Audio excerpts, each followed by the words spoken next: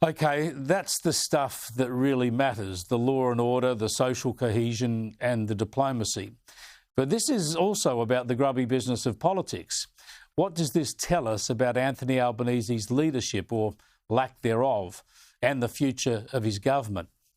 Well, you wonder how anyone could be intending to vote Labor, Greens or Tills. You wonder how Labor could still be effectively neck and neck in the polls, don't you? But the thing is that huge swathes of the population just don't see or hear or read a realistic analysis of exactly what's going on. I happened to watch the ABC 7:30 last night and have a look at this analysis discussing how Peter Dutton is tackling Albanese over anti-Semitism.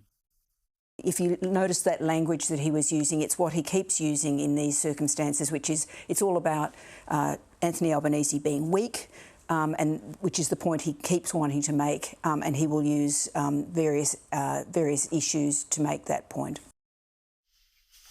Using various issues to make Albanese seem weak? Maybe, just maybe, Albo is weak. Maybe, as we've been pointing out here, he's insipid on just about everything. Maybe if Albo stopped being weak, the opposition wouldn't get away with calling him weak.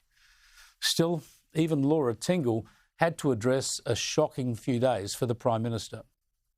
Well, I think certainly the optics of this have been terrible for the Prime Minister. The fact that it looked like he hadn't been there, that he was in Perth, that there was all this talk about him playing tennis. Looked like he hadn't been there? He hadn't been there. That's just a fact. And talk about playing tennis? He was playing tennis. And even the ABC host had to point out that there were pictures to prove it. Let's go back. There was all this talk about him playing tennis. Photos indeed. Photos indeed, and having drinks for donors, all those things. None of that plays out at all well. Wait on. For a moment you might think that's sounding like a more realistic assessment. But no, Tingle went on to make the Albanese Labor government's case. None of that plays out at all well. But the government's record is that they have moved on a whole range of fronts to try to crack down on anti-hate speech of all sorts. But it has also been trying to maintain some sort of middle path so that there are two sides in this dispute, and they've been trying to not inflame the situation. Two sides? Two sides to the anti-Semitism debate? Really? What, the Jewish side and the haters' side? The victim's side and the aggressor's side? Should we give them equal credence? There are actually two sides, the right side and the wrong side. Or is that too binary for the Green Left cabal at the ABC, the ones we pay for? But it went on. I mean, Peter Dutton is accusing the government of, he says, police have been standing on the sidelines at the direction of the government. Now, that's a pretty big statement to make, and carries all sorts of connotations, which, you've got to sort of really be able to back up. Well, the fact is, police have stood by. As we've pointed out, since October last year, they've watched hate speech and they've made no arrests. They've arrested people waving Jewish flags for their own safety rather than tackle the aggressive protesters. And if governments haven't directed police to stand back, they certainly haven't directed them to be proactive, because we know what we've seen. And Labor has effectively admitted its own failings in this by setting up on Monday, a full 14 months late, a special police task force on anti-Semitism.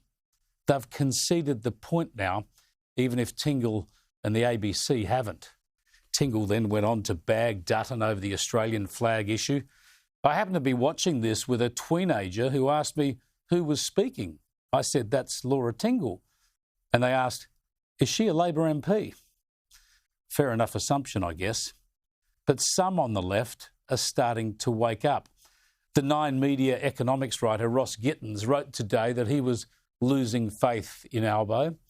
And fellow Conservative-hating columnist Nikki Sava reckons even if Albo wins the election, he ought to quit and perhaps head off to that beach house. As you know, I warned before the election that Albo wasn't up to the job, but early on we all gave him a go, as you do, hoping the nation will succeed. I even praised him early on for standing up to China and backing AUKUS. But he's failed terribly on border security, on energy self-harm, on reckless spending, eventually kowtowing to China, and he's failed us terribly over Israel and anti-Semitism. He's got no clear political values, he shows no leadership instincts, and he has no conviction. Yet 9 media newspapers today reported that Albanese told Cabinet that News Corp, which publishes the Australian newspaper, the major tabloids in most cities and owns this station, he says News Corp is in cahoots with the coalition against Labor. Said that News Corp and Albanese said that News Corp and the opposition were now working hand in glove and that this was an embedded part of the political dynamic that we all needed to deal with, one of these Cabinet sources said. Well, certainly the criticism of Albanese and Labor has ramped up, even from his usual allies, as I just showed you. So maybe it's just that he's failed to deliver on his promises, of lower electricity prices, lower mortgage rates, and easing the cost of living.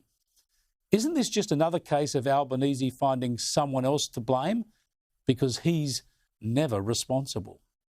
Albo says he's not responsible, not responsible. She can't answer for the wrong things he gets up to. He thinks is not responsible, not responsible.